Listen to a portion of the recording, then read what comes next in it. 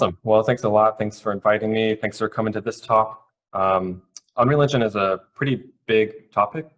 It's a game engine and it does a lot of things. So certainly for Q&A or support and the Slack channel, I can answer any random questions you have. And I'll try to tackle some of the basics, some of the basic gotchas in this talk. But primarily for this presentation, we're going to be going over a very exact workflow to set up a multi-user design review session in your 3D scene with your own 3D content. So I'm going to go ahead and share my screen and just show you a video of the sort of content I'm talking about, and then follow up with all the little steps to get there. So this is a video of a project we recently completed here at Theia. I should actually get back on myself. At Theia Interactive, we build a variety of Unreal Engine applications, a lot of AEC visualizations, whether it's design configurators, design review presentations, RTX renderings online for web viewers, 360-degree content, even some augmented reality iPad apps. We've done a number of these sorts of things, even outside of AEC. But most recently in the company, we've actually created an Unreal plugin to help you, the Unreal developers, get through that Unreal process much faster, because it can get a little overwhelming. So this is the latest and greatest from our VR collaborative template that we provide for Unreal Engine users. You'll see that there are these robotic avatars. You get display names, and you can interact inside any Unreal Engine scene that you have created or imported or developed in any way that you cared to do that with. So you can talk to one another. You get this virtual camera, and the camera can be used to create renderings from within the application. So it could be just for sending somebody an email to point out a design error, or any other way that you decide to collaborate with your team. You can render out 4K renders. And then we also have a sketching tool on a whiteboard, so you can actually ideate and interact in 3D in that way. And again, this could be used as a presentation tool for part of your final project here in the hackathon, or it could be for you and your other teammates to actually just get inside your 3D scene and start talking about it from within the project. And of course, it works with any sort of content. Obviously, this is a very AEC-centric event, and that's most of our business as well. Now, this scene here, I do have open and available. I'll show you the Unreal Engine project for it. However, first, I'm going to go over a lot of the basic setup and import and software for your very first Unreal Engine project, kind of assuming you haven't gotten the content there yet. So trying to cater this more towards beginner and intermediate. So some of this you could have set up already. I would look forward to answering any of your specific questions. So the first thing that you would need to create an Unreal Engine experience is Unreal Engine. You can go straight to the website, make the free account, and download it. And what that does is install the Epic Games launcher. And within the launcher that I have right here, this is where you access the actual engine itself by going to either the launch button or your library and having engine versions here at the top.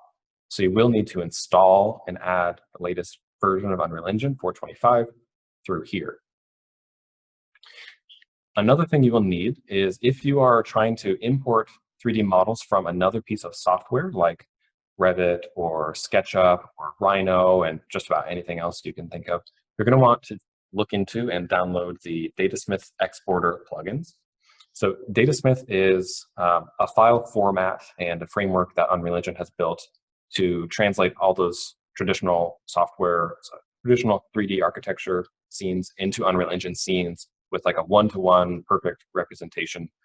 You don't lose much in the FBX transport process. They have a number of exporters for different pieces of software. So 3ds Max, SketchUp, Revit, and ArchiCAD. The 3ds Max one is a bit of a catch-all because you can use the Datasmith format from there, import any content you want, and export it out. So you would say, for use with Unreal Engine 5, and you would download the exporter and install that. And I heavily recommend having Unreal Engine installed before you do that. And then whether you have the Datasmith file, maybe not, the way you would get one, I won't show this entire video, but basically this is an example of a SketchUp scene. And as long as you have that exporter installed properly to that software location, which should be pretty self-explanatory from the website, it will just show up as a new file type in your software. So under SketchUp, you just go to Export, 3D, and then you select U Datasmith or Unreal Datasmith from the dropdown. So that'll give you a file and then a folder with just that Datasmith export exclusively for Unreal Engine. And I've got a few of those sitting around, so I won't be doing that export, but you're welcome to do that on your own. One more thing is to create this multi-user session, we're going to actually be packaging up a final executable. So if you're not familiar with that term, inside Unreal Engine, you can play a preview of most of your content. But for the most robust experience on high quality and something you could actually send easily to someone else, we would be creating and compiling an executable that you could zip up. And for most projects, especially ones that depend on third-party plugins like Optum, you're going to want to install Microsoft's Visual Studio. So the Visual Studio Community is the free version that works with Unreal Engine. And certainly if you just were to Google Visual Studio Unreal Engine, they have a specific documentation page here for the setup process. There's just a couple extra dependencies you will need for game development with C++, and then the little Unreal Engine installer checkbox for those prerequisites. And that part can be a little overwhelming. You don't actually have to tackle that until if you were to hit a dead end later on the packaging process. You can use Unreal Engine and develop with it and get really, really far, and sometimes package your project without it. Okay, trying to wrap up the software prerequisites.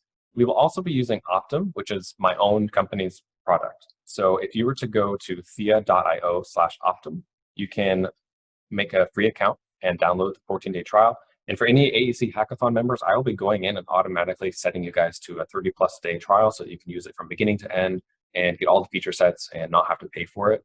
There are some different pricing tiers that are fairly affordable, but you guys are just going to get it all so you can get some practice in there and even hopefully let us know how it goes. And Optum does a few things. I won't be going over every feature of Optum because really it's turned into a suite of products. So if I scroll down here, there's 3 components to it. There's our in-editor toolkit, which makes Unreal Engine development easier by giving really simple access to things like LODs and light map resolution or decimating your meshes, which are they can get tedious. And if you know what you're doing, they can be tedious, or if you don't know what you're doing, you didn't realize you needed those things in the first place. So we bring it all to the surface. And then secondly, the one we're focusing on today is the multi-user collaborative template, which gives you just a ready-to-go, out-of-the-box experience for cross-internet multiplayer functionality. And then we have our own importer, which would actually take that Datasmith file and let you customize and automate what you need to do to it to get it into the engine in an optimized way. For the purposes of this demo, and certainly for your first ever Datasmith import, we probably won't need it, but it is there. And again, once you've made your Optum account, it's really easy. It's dead simple website. You can just download the installer right here, and it'll automatically find your Unreal Engine installations and put our plugins there. Make sure you have Unreal installed first before you do that. And then if you did have any confusion, I just wanted to touch on Twinmotion. Some people might not know the differences. I know there's a Twinmotion talk that's either just happened or is just about to happen. Twinmotion is a separate piece of software that uses Unreal Engine for an ultra simple way to get your models looking good in a 3D way for renders and fly-throughs and some VR. You would switch over to using the original Unreal Engine, the full package of that software, for a more customized experience where you could build out a custom interface or custom functionality or create animations and gizmos and whatever else you really feel compelled to do. So the Optum plugin for our purposes does not work with Twinmotion, it works with Unreal Engine. And I'll probably bring it up at the end, but if you don't already know, Unreal Engine has a really great learning resource called the Unreal Engine Academy. So if you go to learn.unrealengine.com, academy.unrealengine.com, they have entire courses with like badges and achievements and things for just about everything. So the first one here is becoming an architectural visualizer. And they can walk you through a lot more of the the custom steps, because there's a whole course for lighting, a whole course for ray tracing, a whole course for scripting out things, which I couldn't possibly get to right now. So I think that's about the end of required software, except for one more. So what we need is Steam as well. So Steam, if you're familiar, is used for games quite a bit, just about every PC game. And what we use it for is it actually serves as the backend to connect you and your other stakeholders in VR experience. It really powers the automatic matchmaking service. So you will need to install Steam, log in, and have it open or recently opened as a background task. Okay, I think we're good there. So the one thing you're going to do is, assuming you have all that installed, or most of that installed, we're going to create our first Unreal Engine project. And I recommend using 425, 424s, a great release as well. But you essentially, from here in the launcher, again, under library and under here, engine versions, you're going to launch the 425 project. And this just brings up basically a setup for your new project. And it's going to be loading a little.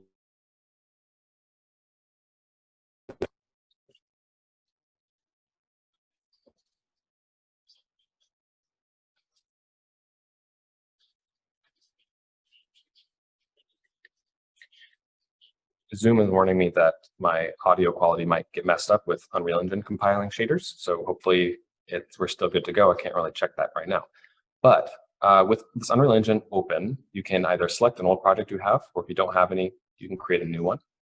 I highly recommend going down to the new project categories and choosing the architecture, engineering, and construction preset. So this will have a lot of the necessary plugins and additional features enabled just for people like us. And when you hit next, you get a couple sub options of that. You can have a blank project where there's basically nothing there, an ArcViz project, which is a good intro to the sun and sky system in Unreal, and a couple others. So I'm going to use the ArcViz template and say next. And the only setting you need here is down at the bottom, you can name it. So instead of my project, you would name it whatever you want. It could be like multi-user game. So when we create the project, it'll take some time to think. It'll set us up with our project. And while it's loading, I'll show you where these projects end up.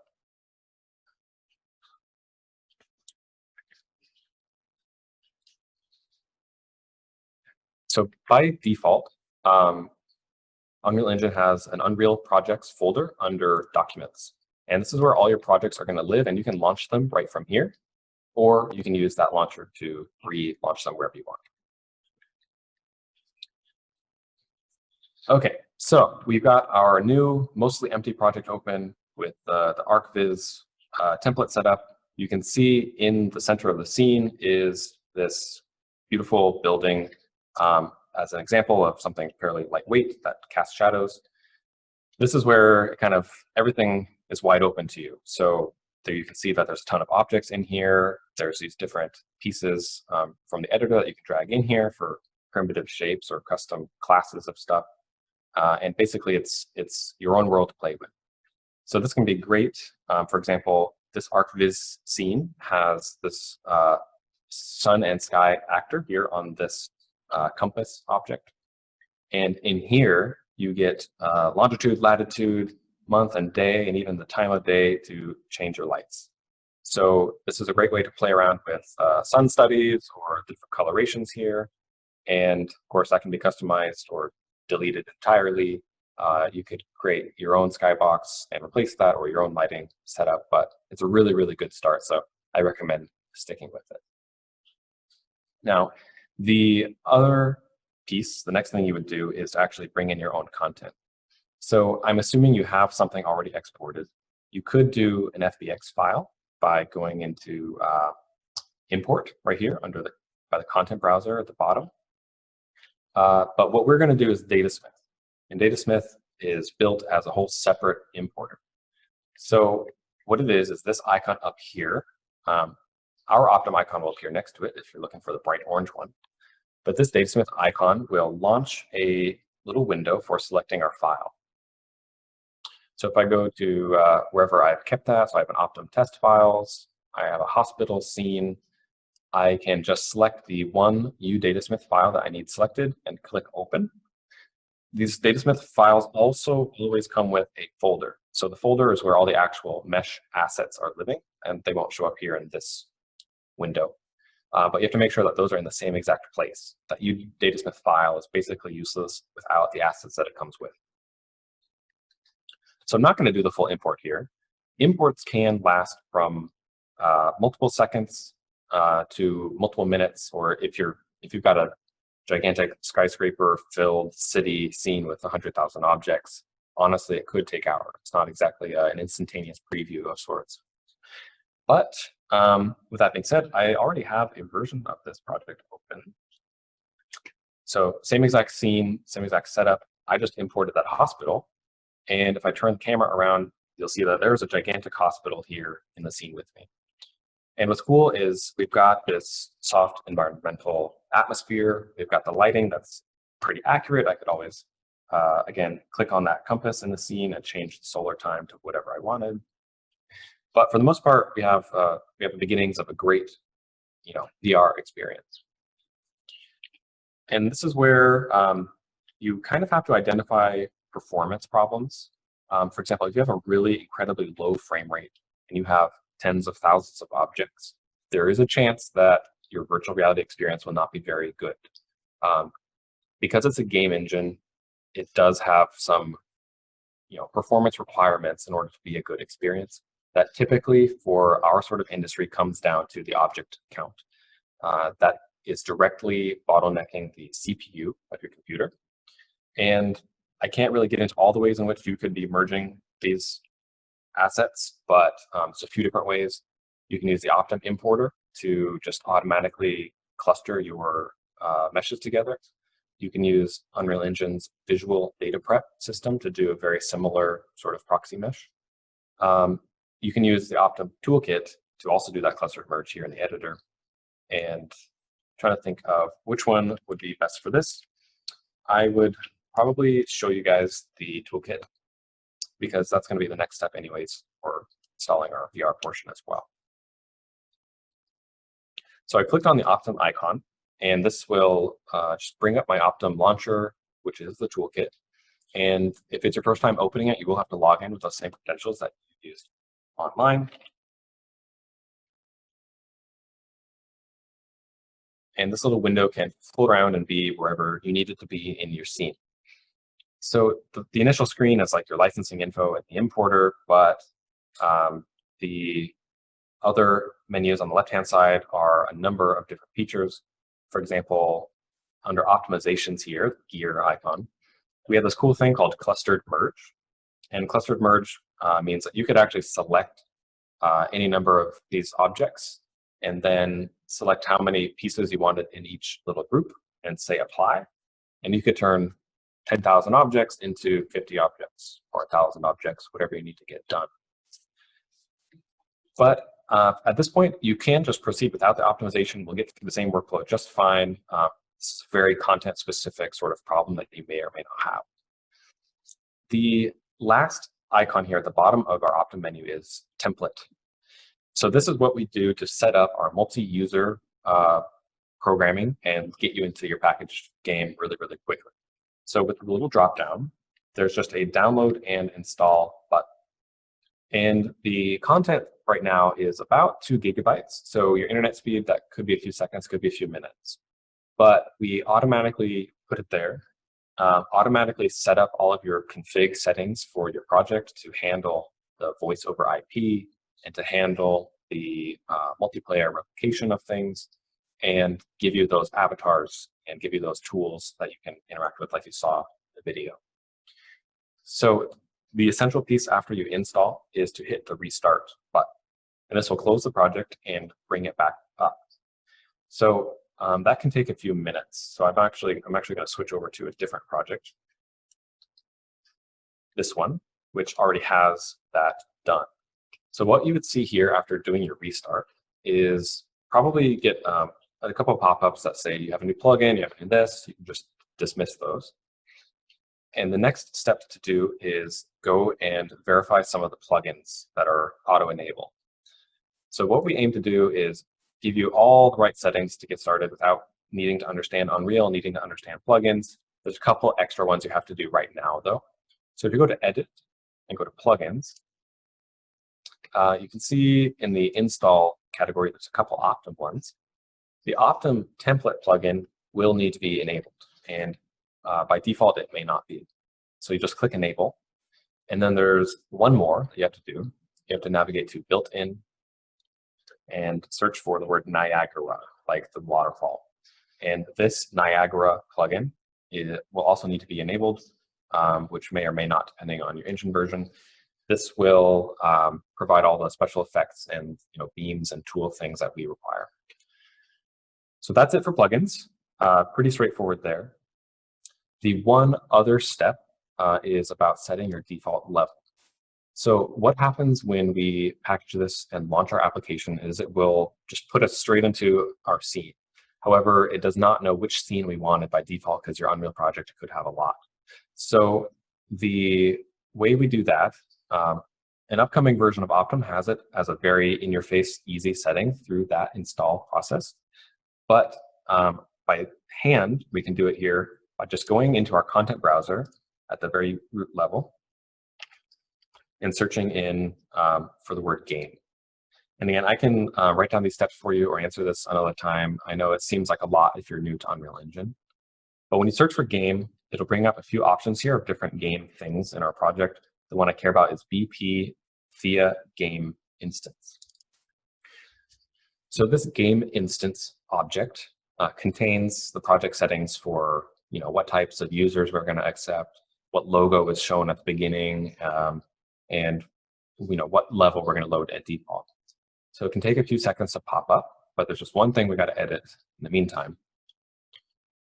The top left-hand corner of your tab will show you the name of your open level. So this one is called Bar Deck, and we can see that in our other project, it's called Exterior, and that name is that important piece. So this game instance window that pops up after I've clicked on it, there's a lot of settings in here for new users, but it's just on the very right-hand side under the Details panel. There's a starting map. So this starting map, by default, will be called Conference Room because we actually provide a really basic level for you inside this content browser. But you would type in the literal name of your level, and it is case sensitive. So for me, it's Bar Deck, or for you, it could be Exterior, whatever your level ends up being. And then all you have to do now is not worry about the programming or the settings in any other capacity. You just go to File and Package Project for Windows 64-bit. So this is where you might watch the output log and see if you have any errors. The most common error you'll probably get is related to not having the right .NET framework installed, which would come over with that Visual Studio that I pointed out to you earlier. But other than that, it should be pretty smooth if you've enabled all those plugins. And what you end up with is your final project that you can share with anybody in the world and jump into a multi-user session. So I've got that one packaged up already for this bar scene. And I can find that and open it up for you. So it's under my Unreal projects. So this is a default setup for a project under Unreal projects. You can see that it has all the content and config and the project file for my Unreal project. But by default, there is a Windows No Editor folder created when I package a project. And going into here brings up a different executable that is not the blue project file, but it's actually the game that we just created. And again, this could be zipped, emailed, sent over Slack, whatever you want to somebody else. And you would just launch this one application for it should have the name of your project. So double clicking on that will pop up a window. It might be full screen. And this is the professional interface where you just enter your session info, as it were, and it'll automatically connect people to that identical project. So they don't have to have Optum accounts to join your VR session, and you don't have to share with them IP addresses or anything else. First setting would be our username. So it could be Steven. It's just meant to identify these avatars in the scene. And then there's an accent color. And this accent color changes like the eyes of your avatar, some other identifying elements like your laser pointer, so people can see where you're pointing. And then you choose a connection type. So if you wanted to jump right into VR in your own scene, you go ahead and do solo. If you have people on a local network or on a VPN, you can connect via this. Or our favorite is the internet connectivity. So the internet connectivity is the one that requires Steam. And you'll have to have Steam running in the background. And what happens is when you go to join a session, as long as there's a host of a session, you'll see their username right here. Forgive me for this firewall pop-up. So there's no one hosting this exact application, so there's nothing found, but I can click back and go and host my own. And hypothetically, any of you guys can share this file, and we could just connect, and I could run through your project with you in VR. So I can choose VR or desktop. Desktop just allows you to fly around and view the scene. There are fewer design review tools, but it at least gets you in there, and you can talk with other people and fly around together without them needing Unreal Engine installed. And when you connect, it'll pump you straight into that scene. I have your headset here, but you know, live demos sometimes have some technical difficulties because I just installed this headset. But that's where those tools come in. You get to use your camera. You get to use your laser pointer to select assets. There's the pen tool where you can draw on that whiteboard asset and draw together. Really, the most important thing is that you can actually walk and talk and teleport around your scene. There are a couple things to look out for if it doesn't seem to be working correctly. If we go back to this example scene. For example, if I were to just leave this as is, I love the scene, I love the little landscape object they give, it's just perfect, but if I go and package that game, I might start off way over there or nowhere at all. The reason that happens is because for any Unreal project of any type, you're going to need a player start so that we know where to put you in the game when you start there. This scene does have one in your outliner if you search for player start or you happen to find it. And it turns out that for the purposes of this demo, it was placed all the way over here on this end of the building. If you create another player start, it basically adds to the number of options where someone will randomly pop up. So I recommend at least starting with one, and once you have that one placed correctly, then you can add some more. But we would use the gizmos here to move that to the correct location where we want our users to start. So I can just put it over by my building or potentially highlight it.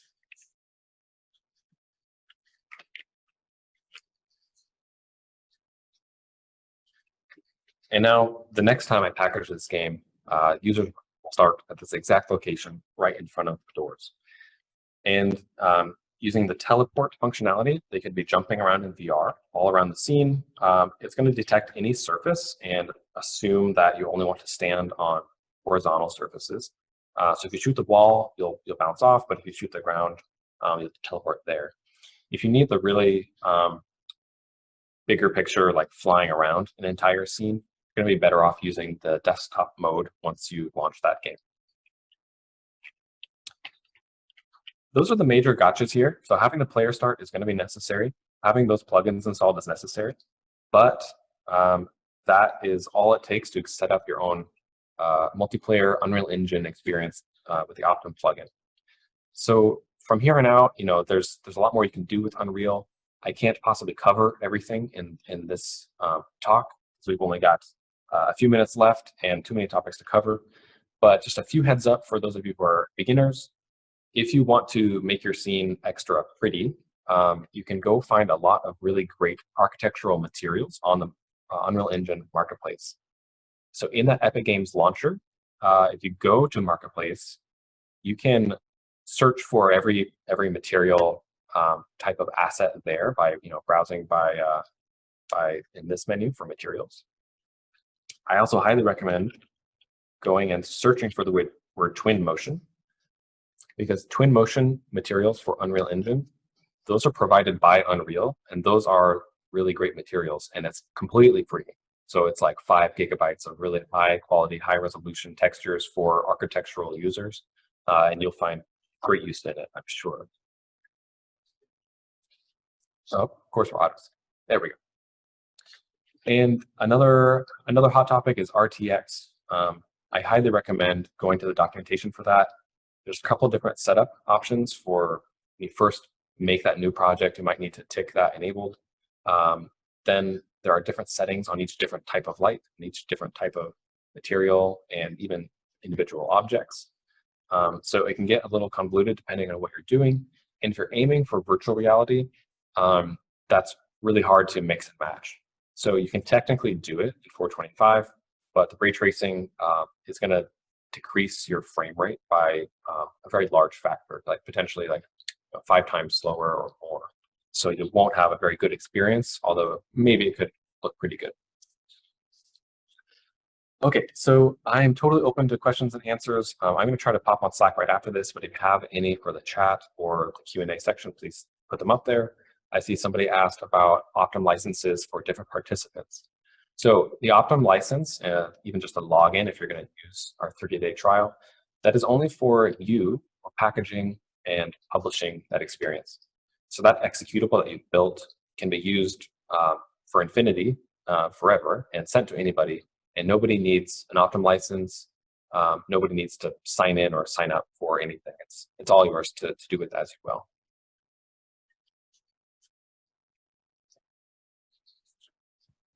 Awesome. And one more super cool Unreal Engine tip for those who are totally new to this. This default ArcViz scene comes with this physically accurate atmosphere, which is really great. But perhaps you need a really awesome sunset cloud type of visualization. There's like 1,000 ways to do that, obviously, but one of the easiest ways is to use an HDRI backdrop. And in the ArcViz template here, that's automatically enabled.